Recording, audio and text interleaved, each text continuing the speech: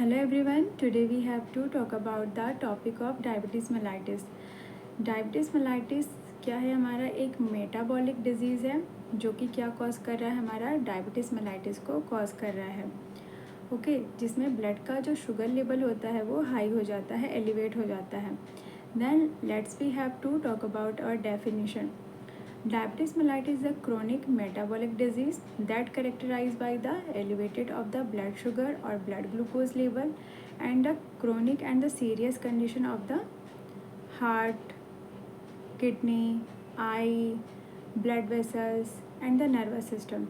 ये क्या करता है? हमारा जो डायबिटीज़ मेलाइटिस का डिजीज़ है, जब ये क्रोनिक हो जाता है, बढ़ जाता है, तो उस टाइम पे ये हमारे हार्ट पे, हमारे आई पे, हमारी किडनी पे, हमारे ब्लड वेसल्स पे एंड हमारे नर्वस सिस्टम पे भी इसका बुरा असर देखने को मिलता है.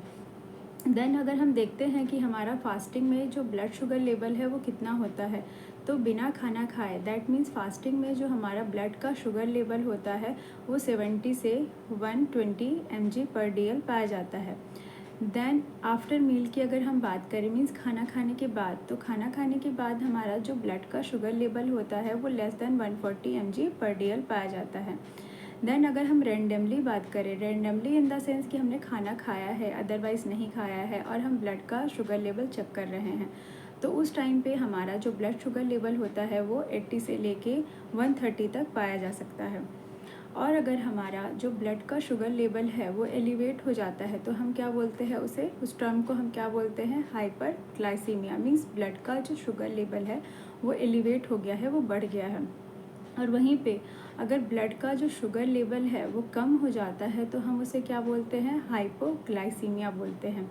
ओके, देन हमारा जो डायबिटीज़ मेलाइटिस है ये 2 टाइप का पाया जाता है. फर्स्ट वन होता है हमारा टाइप 1 डायबिटीज़ मेलाइटिस.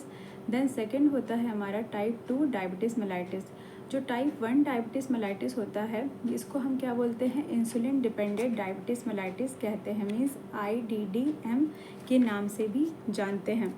देन क्या होता है, जो बॉडी होती है हमारी वो प्रॉपर इंसुलिन का सिक्रेशन नहीं कर पाती है. यहाँ पे मीन्स पेनक्रियास जो है वो प्रॉपर इंसुलिन का सिक्रेशन नहीं कर पाता है टाइप 1 डायबिटीज़ मेलाइटिस में. एंड क्या होता है, हमारे इंडिया में 10% इंडिविजुअल्स में टाइप 1 डायबिटीज़ मेलाइटिस देखने को मिलता है. ओके, जिसमें लोगों को इंसुलिन का इंजेक्शन लेना रेगुलरली अनिवार्य हो जाता है, मीन्स बहुत ही ज़्यादा ज़रूरी हो जाता है. और अगर हम टाइप 2 की बात करें, तो टाइप 2 जो होता है हमारा वो insulin non dependent diabetes mellitus होता है. ओके, मतलब इसमें इंसुलिन रेगुलरली हमें लेने की ज़रूरत नहीं होती है. देन क्या है, इसको हम और किस नाम से जानते हैं? इंसुलिन रेजिस्टेंट डायबिटीज़ मेलाइटिस के नाम से भी जानते हैं. और यहाँ पे क्या होता है, body can't use insulin effectively. यहाँ पे जो हमारा बॉडी है वो इंसुलिन को इफ़ेक्टिव तरीके से यूज़ नहीं कर पाती. मीन्स टाइप 2 में क्या होता है कि इंसुलिन जो है वो बनता है, पेनक्रियास इंसुलिन का सिक्रेशन करती है, उसका प्रोडक्शन करती है, लेकिन बॉडी जो है उसका प्रॉपर तरीके से यूटिलाइज नहीं कर पाती है. ठीक है. देन अगर हम बात करें कि हमारे इंडिया में टाइप 2 डायबिटीज़ मेलाइटिस कितने % लोगों में पाया जाता है, तो जो टाइप 2 डायबिटीज़ मेलाइटिस है ये हमारे इंडिया में 80 से 90% लोगों में टाइप 2 डायबिटीज़ मेलाइटिस देखने को पाया जाता है और मिल रहा है. ओके, देन हमारा थर्ड नंबर पे आता है एक जेस्टेशनल डायबिटीज़.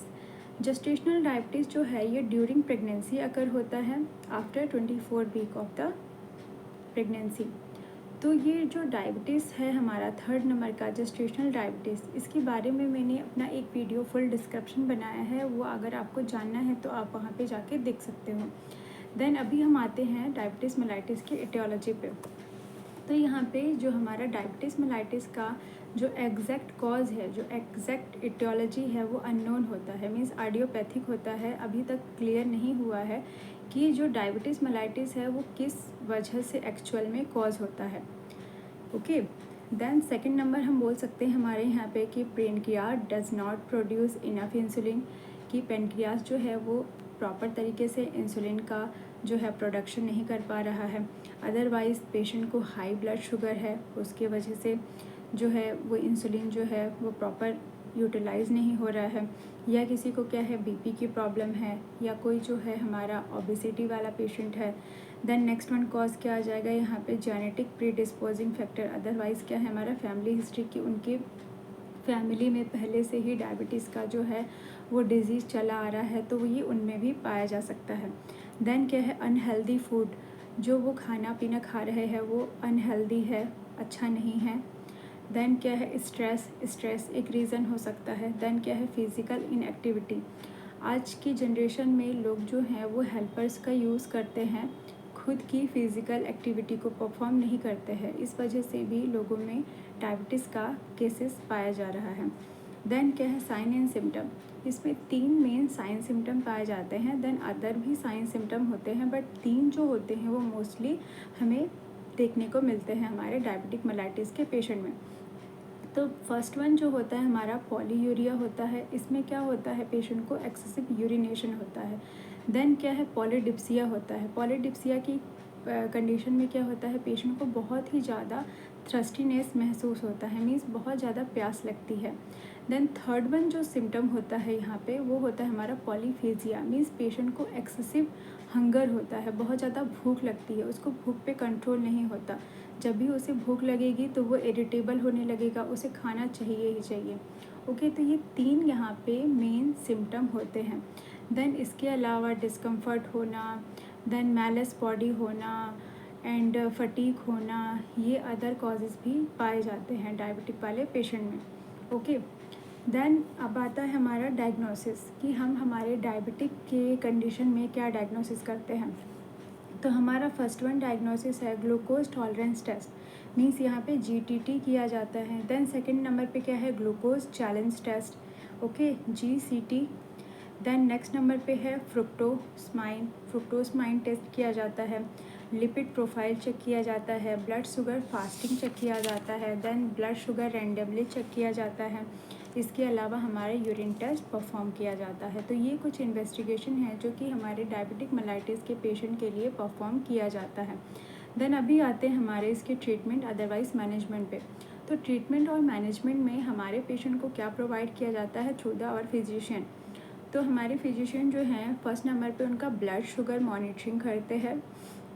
देन हमारा डायबिटिक का मेडिसिन प्रोवाइड किया जाता है, इंसुलिन के पिल्स दिए जाते हैं, इंसुलिन का इंजेक्शन दिया जाता है। देन क्या है, प्रॉपर डाइट मेंटेन करने के लिए बोला जाता है, एक्सरसाइज के लिए बोलना होता है उन्हें।